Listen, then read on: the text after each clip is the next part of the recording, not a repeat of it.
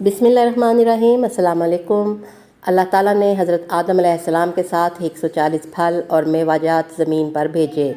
ان میں سے 40 وہ پھل تھے جو مکمل طور پر کھائے جاتے تھے، جیسے انگور، انجیر، اور 40 قسم کے ایسے درخت تھے جن کا اندر والا حصہ کھایا جاتا اور باہر والا پھینکا جاتا، جیسے کہ بادام، اخروٹ وغیرہ، اور 40 قسم کے ایسے تھے جن کا باہر والا حصہ کھایا جاتا اور اندر والا پھینکا جاتا، جیسے کہ آم، الوچا وغیرہ۔ حضرت آدم علیہ السلام جس ٹہنی کو توڑنے کا ارادہ کرتے، اللہ کا نام لیتے، وہ سرسبز ہو جاتی اور پھل دینے لگتی۔ جب حضرت حوا نام لیتی تو سرسبز تو ہو جاتی مگر پھل نہیں دیتی۔ اگر حضرت آدم علیہ السلام نے حضرت حوا کو ٹہنی توڑنے دی ہوتی تو آج کوئی بے ثمر درخت نہ ہوتا۔ حضرت آدم علیہ السلام جس درخت کی ٹہنی کو ہاتھ لگاتے شیطان کوئی مخالفت نہ کرتا، لیکن جب انگور اور خرما کو ہاتھ لگاتے تو شیطان حصے کا مطالبہ کرتا اور سرسبز نہ ہونے کی دھمکی دیتا۔ حضرت آدم علیہ السلام نے کہا کہ صبر کرو، جبرائیل علیہ السلام کو آنے دو، جو وہ کہیں گے ویسا کریں گے۔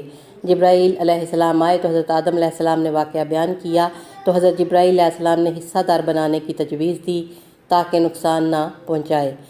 حضرت آدم علیہ السلام نے تیسرے حصے کا کہا تو شیطان نے انکار کر دیا، اور آدھے حصے کا کہا تو پھر بھی راضی نہ ہوا، اور کہا کہ اس کا 2/3 حصہ مجھے دو تو مجھے کوئی اعتراض نہ ہوگا۔ حضرت آدم علیہ السلام نے جبرائیل کے اشارے پہ اسے 2/3 حصہ دے دیا۔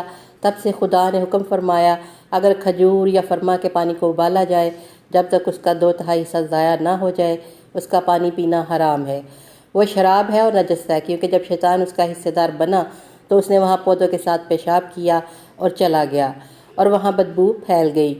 تاریخی حوالے بتاتے ہیں کہ اسلام سے قبل شراب کو خام قرار دینے والے ولید بن مغیرہ تھے، جو مشہور سپہ سالار حضرت خالد بن ولید کے والد تھے۔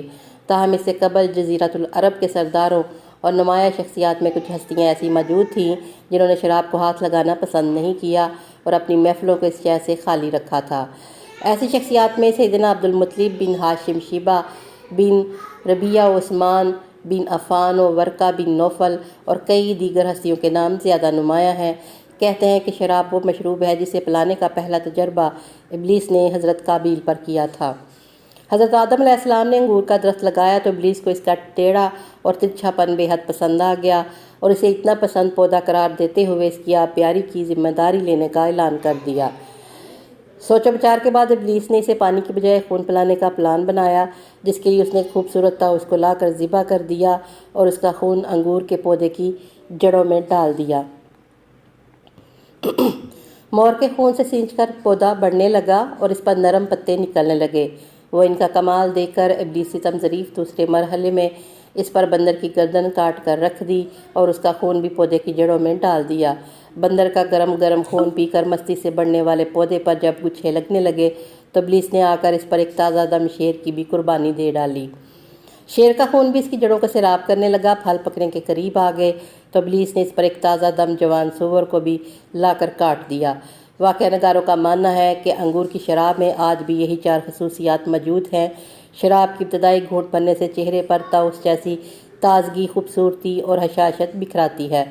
شراب کی ابتدائی گھونٹ بھرنے سے چہرے پر طاؤس جیسی تازگی، خوبصورتی اور حشاشت بکھراتی ہے۔ نشہ چڑھنے پر بندر بولنے لگتا ہے، تالیاں بجانے، ہلنے، جھومنے اور رقص کا مرحلہ شروع ہو جاتا ہے۔ نشہ پکنے پر شیر کی عادات شروع ہونے لگتی ہیں، غصہ بڑھ جاتا ہے، چیزیں توڑنے کے لیے ہاتھ پیر ہلنے لگتے ہیں اور لڑائی کے لیے دل کرتا ہے۔ نشہ اترنے کا مرحلہ شروع ہونے کے ساتھ ہی سور کی خصلتیں پینے والے کو گرفت میں لے لیتی ہیں۔ خمار، خاموشی، سستی، نیند کا غلبہ، اعصاب میں کمزوری، کپکپاہٹ ہو کر انسان پر خود سپردگی اور غفلت کا ایک اعصاب شکن دور طاری ہو جاتا ہے، اور یوں مور جیسی نشاط و پھرتی سے شروع ہونے والا دور مایوس کن فضاؤں میں زوال پذیر ہو جاتا ہے۔